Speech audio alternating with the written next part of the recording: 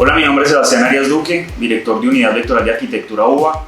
Somos una oficina de arquitectura colombiana encargada de proyectos privados y proyectos públicos. Dentro de nuestros proyectos buscamos siempre promover lo que es nuestro lema, la arquitectura sensitiva, llevando los proyectos a una profundidad conceptual mediante un análisis psicológico de forma y función. Hoy vamos a resolver una incógnita y es cómo cobrar arquitectura, un tema que desde la academia no nos proporcionan ni nos enseñan y que la mayoría de veces o casi siempre estamos aprendiéndolo en campo. Lo que yo quiero comentarles es cómo es nuestro método, el método de UBA, cómo cobramos y cómo son esas gestiones que se hacen arquitecto-cliente. Estudio previo del caso, no todo se hace, como primer punto. Cuando yo digo estudio previo del caso, es yo comenzar a entender el cliente y sus necesidades del proyecto. Ahí yo de una vez perfilo qué tipo de cliente tengo, casi con qué tipo de presupuesto voy a contar y qué tipo de proyecto yo voy a realizar respecto a área, respecto a acabados y respecto a concepto. Es un tema de perfilamiento, es ya como empiezo a perfilar yo el proyecto previamente a yo cobrar, previo a yo sentarme con la persona que me demanda dicha necesidad y previo a yo rayar dicho proyecto o empezar a formularlo de manera técnica. En este estudio previo de casos yo tengo también que ver qué es lo que el cliente quiere que se le entregue. Cuando yo digo que no todo se hace es porque no todo proyecto es viable. Ahí hay un error gigante, porque normalmente uno se deja llevar mucho por el mercadeo, por el marketing, por tantas cosas que nos influencian hoy en día y nos empiezan a impulsar, digamos, a que todo lo tenemos que hacer, a que todo lo tenemos que lograr, cuando es todo lo contrario. Simplemente cuando hacemos un análisis de lo que debemos o no debemos hacer, lo que estamos haciendo también es digamos, salvaguardar nuestras utilidades, empezar a cuidarnos, de entrar a malos proyectos, a proyectos no viables, pasa mucho en la arquitectura, y a temas que a futuro nos van a traer ganancias o avances en cuestión empresarial o en cuestiones personales, profesionales, sino simplemente problemas y estancamientos en lo que es, digamos, el trayecto de un proceso proyectual. Bueno, ejemplo de ello son los proyectos normalmente que constituyen trámites. Un trámite de antecuraduría, alcaldía o ayuntamiento en un país fuera de Colombia, los tiempos que esto genera como inversión, la poca utilidad que generan estos trámites y a la larga, digamos, la mala administración y ejecución y respuesta de estos sitios, pues genera que el proyecto se alargue muchísimo en el tiempo, que la utilidad sea mínima, porque como digo, estos proyectos no son muy bien remunerados y es tiempo que se puede emplear en otro tipo de proyectos. Un proyecto sí, donde yo logre diseñar, donde logre construir. No digo que lo que constituye trámite sea malo, pero simplemente si nuestra energía o si nuestros procesos los podemos enfocar a algo más constituido, algo que abarque, digamos, un campo más amplio de acción que genere diferentes utilidades, pues va a estar mucho mejor. Bueno, anexo a ello también está hablar de lo que no se hace en esos clientes que debemos percibir como clientes peligrosos para la profesión. Y son esos clientes que buscan trabajar muy barato, que se trabaje rápido, son clientes que no son conscientes de los procesos arquitectónicos que lleva cualquier proyecto y que simplemente a la larga a nosotros nos representa un desgaste de tiempo y un desgaste de energía que pudiéramos abarcar en otro tipo de proyectos. Entonces, finalmente, para concluir este punto es no tomar este tipo de proyectos en lo posible, porque sé que cuando uno comienza se torna normal este tipo de situaciones, sino más bien tratar de tomar esos proyectos que nos brinden una estabilidad diferente a los que acabamos de comentar. Segundo punto, tipo de cliente. Aquí hay que ser muy intuitivos en lo siguiente. Vamos a tener dos tipos de cliente, o lo que nosotros manejamos en UBA, y es el cliente que tiene un caudal muy amplio para poder pagar su proyecto, y está el otro cliente que no tiene un caudal tan amplio como este, pero que de igual forma va a ejecutar y quiere ejecutar su proyecto. Hay dos particularidades interesantes acá. Normalmente el cliente que más caudal tiene, por experiencia, es el que es más reacio a invertir sobre su proyecto. Lo hace, pero hay métodos para que sí lo haga completamente. Y está el cliente con el otro caudal, que es más bajo, que es un caudal normal promedio, que de pronto no tiene tantos peros en la inversión. ¿Cuál es la cuestión a lo que llegamos acá a través de la experiencia del tren y el tiempo? Es que este cliente, normalmente, a pesar de tener tanto caudal, es una persona que conoce muy bien sus finanzas, que sabe muy bien de temas comerciales y administrativos, que su patrimonio, digamos, lo constituye muy bien, y antes de hacer cualquier inversión grande, cualquier inversión importante, por más que sea un proyecto personal, va a ser muy meticuloso en las cosas o en las situaciones en las que va a entrar, en este caso proyecto de arquitectura. Con el otro personaje, con el otro cliente, el del caudal normal, lo que ocurre es que es una persona que a lo mejor no tiene una experiencia tan amplia en administración, comercio o finanzas, no ha tenido un roce en un campo tan amplio como este, pero sí tiene la certeza de que quiere lograr su proyecto y quiere llegar a constituirlo lo más rápido posible. Por eso ese patrimonio que tiene es una clara inversión y está destinado totalmente a esa idea que ya está clara y que se quiere trabajar con un arquitecto. Bueno, entonces la manera de que en el primer caso, que es el cliente que tiene el caudal o el fondo para desarrollar un proyecto de una magnitud más alta, logre comprar nuestra idea, es nosotros poder trabajar con él todas las fibras personales o familiares de una manera que todo, digamos, el equipo familiar o que todo su núcleo pueda ingresar en el proyecto, en lo que es el concepto e idea del proyecto. ¿Cómo logramos esto? Mediante talleres imaginarios, mediante diálogos con la familia, con el cliente, siempre y cuando estemos tocando las fibras de una muy buena manera, fibras psicológicas, personales, porque eso a la final nos va a llevar a que el concepto salga muy bien dirigido al proyecto, porque en realidad estamos sacando esa idea de esas fibras, de esa conciencia hacia lo que es la obra como tal o el diseño.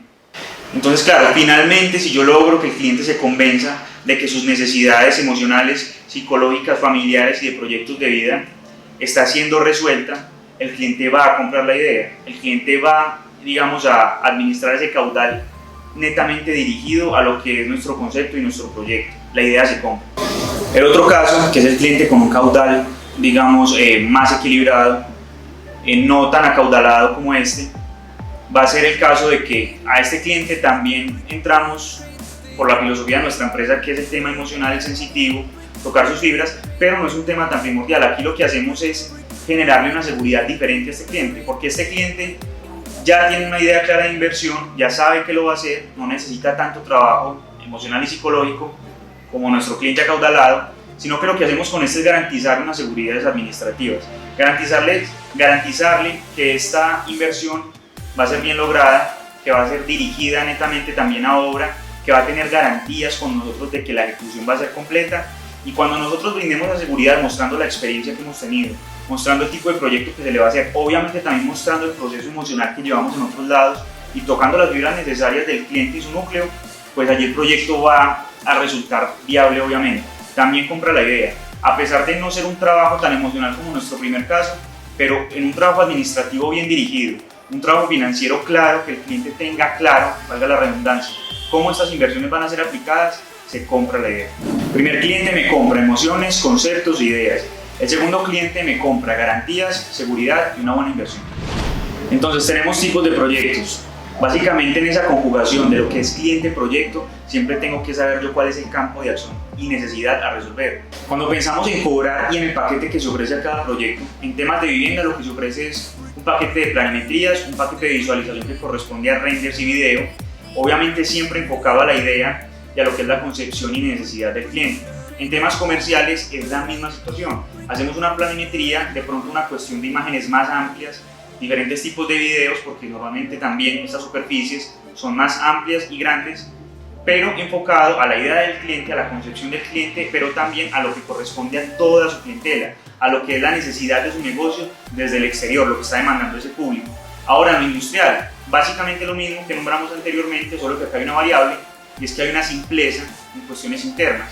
Aquí al cliente lo que le interesa ver dentro de su proceso es qué tan amplia me queda, un ejemplo, una bodega, un espacio comercial pero más bien de distribución, porque estos espacios obviamente no son visitados por clientes ni demás, sino que son espacios netamente funcionales. Allí se ofrecen estos paquetes también, pero estos paquetes pasan a tener un costo mucho menor por su simpleza en cuestión de ejecución. Ya próximamente pasamos a contar un poquito cómo es el cobro de estos procesos. Cotización y precio como cuarto punto. Aquí hay algo muy importante y que nunca empezamos a ver, y es como yo cuando genero esa cotización no estoy regalando información de más, información que me esté dando más de la cuenta, que esté informando más al cliente, información con la que puedan ir a contrastar con otros proveedores, con otras oficinas, qué es lo que se está cobrando en un lado para que en otro lado se haga una rebaja y simplemente el proyecto deje de ser de nosotros. Entonces, como primer punto, yo lo que recomiendo mucho es cotizar los proyectos en un todo costo siempre. ¿Sí? Hablando por ahora de diseño, simplemente es abarcar en los ítems cuántos ítems son, pero cuánto vale en total de todos estos ítems. Si el cliente solicita que se le discrimine cada uno, creo que deberíamos tener resistencia con esto, explicarle que simplemente estamos vendiendo las situaciones o los procesos por paquetes y que este es el paquete que deben consumir. Claro que si nosotros ya tuvimos un convencimiento previo del cliente, tuvimos un puente positivo con el cliente, no vamos a tener que llegar a este tipo de resistencias o de fricciones por cuestiones de cotizaciones. Simplemente la recomendación siempre es presentar una cotización uniforme de todos los productos a entregar con un precio base, un precio único nada más. Ya se discrimina si es con IVA, sin IVA, pero siempre muy importante que sea solo uno. Entonces dicha cotización va a tener todo lo nombrado anteriormente. Van a aparecer cuántos renders son, cuántas imágenes estoy ofreciendo yo al cliente. Va a aparecer también si estoy ofreciendo video o no, cuántos minutos de video debe llevar.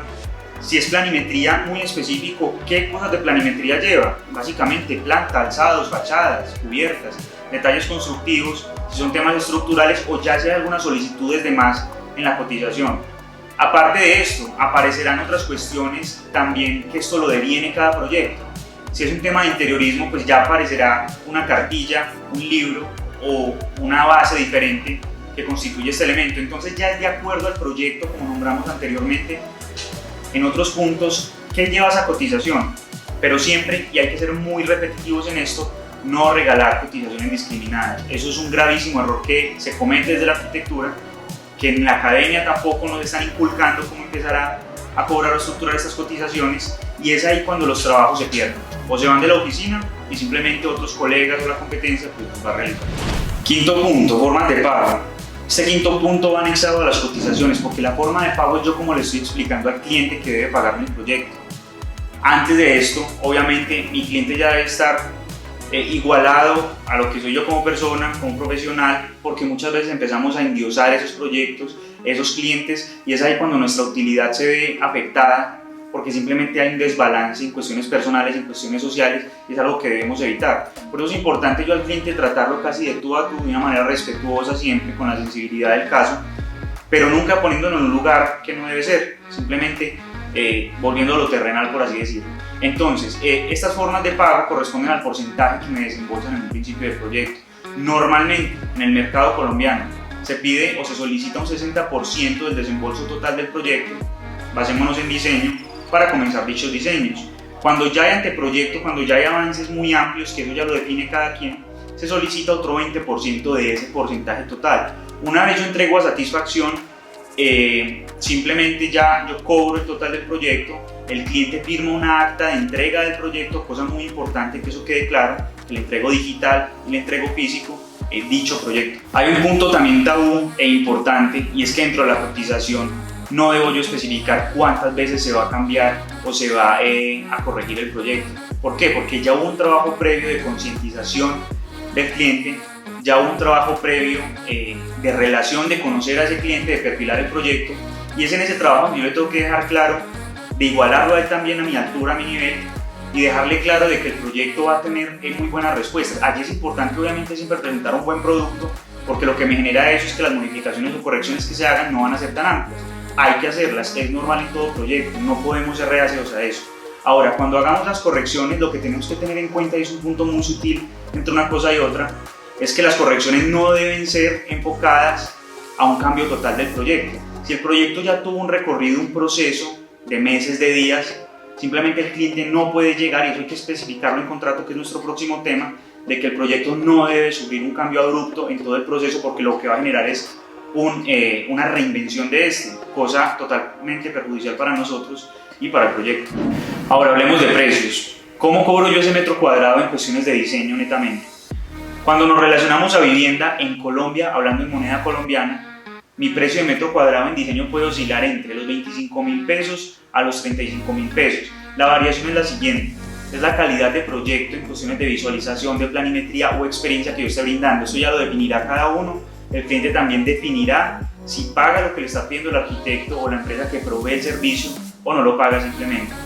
En cuestiones comerciales, los precios por metro cuadrado oscilan entre los 35.000 pesos y 45.000 pesos. Acá hay unas variables, y es que cuando hablamos de temas comerciales, en cuestiones interiores hay detalles muy importantes a resolver. Aquí, claro, el valor es un poco más alto para poder sustentar nuestro proyecto, lo que estamos haciendo como arquitectos. Cuestiones industriales. Son procesos fáciles de ejecutar en diseño, y eso oscila más o menos entre los 12.000 y 23.000 pesos metro cuadrado de diseño. Ya si dicha bodega o dicho espacio tiene unas complicaciones internas, tiene involucrados temas más comerciales, pues aquí ya podemos empezar a ser más flexibles y varía siempre de lo mismo, de la calidad de lo que yo estoy entregando y la experiencia que yo tenga como oficina. Sexto punto, contrato. El tema contractual es vital en cualquier proceso, desde el diseño, como lo hemos tocado en todo el video, pero también en la parte constructiva. El contrato, yo propongo y estoy de acuerdo en que se haga desde nuestra parte, desde la parte del arquitecto, desde la parte de la empresa proponente, porque es importante controlar toda la parte legal, tener no las cláusulas todas a favor, obviamente porque es una cosa equitativa, cliente-arquitecto, pero sí es importante tener un control legal de las cosas, tener claridad. Si nosotros podemos llevar, digamos, ese acuerdo, podemos llevar esa bandera de que la parte contractual y legal sea propuesta por nosotros, mucho mejor. Ahora, en este contrato tienen que haber cláusulas que beneficien tanto al cliente como al arquitecto en cuestiones de incumplimiento. Tienen que aparecer cómo van a ser los desembolsos nombrados en la cotización, en qué momento se desembolsan, cuándo se pagan, quiénes son los suscritos dentro del contrato para pagar dichas cláusulas o pagar dichas penalidades. Y es importante que este contrato se legalice, en Colombia lo llamamos notarial, pues un tema de un contrato notariado, que simplemente vamos a una entidad legal verificada por gobierno, donde firma cliente, donde firma contratista, y allí ya hay una referencia legal, hay una referencia clave para que, ojalá no en cualquier momento haya alguna coyuntura, pues simplemente tenemos un respaldo muy firme y es ese. Finalmente, si no valoras tu trabajo, te van a recomendar para proyectos donde no van a valorar tu trabajo. Es decir, vamos a tener una bola de nieve y una cadena de clientes sobre el mismo precio bajo establecido. Nos vamos a llenar de este tipo de trabajos y al final no vamos a resultar haciendo nada importante, ni para la sociedad, ni para nuestros proyectos personales, ni tampoco en cuestiones arquitectónicas. Entonces hay que verificar muy bien que mantengamos siempre ese valor alto, o por lo menos si comenzamos en el mercado un valor medio, pero ir escalonando, jamás bajarnos ni mantenernos en ese estado bajo. Esto va a conllevar a problemas enormes si llega a ocurrir. Cuestiónense, cuestionen sus proyectos, cuestionen sus clientes, que es una manera grandiosa de seguir creciendo. Próximamente vamos a hablar de cómo vender arquitectura. Soy Sebastián Arias de Hugo.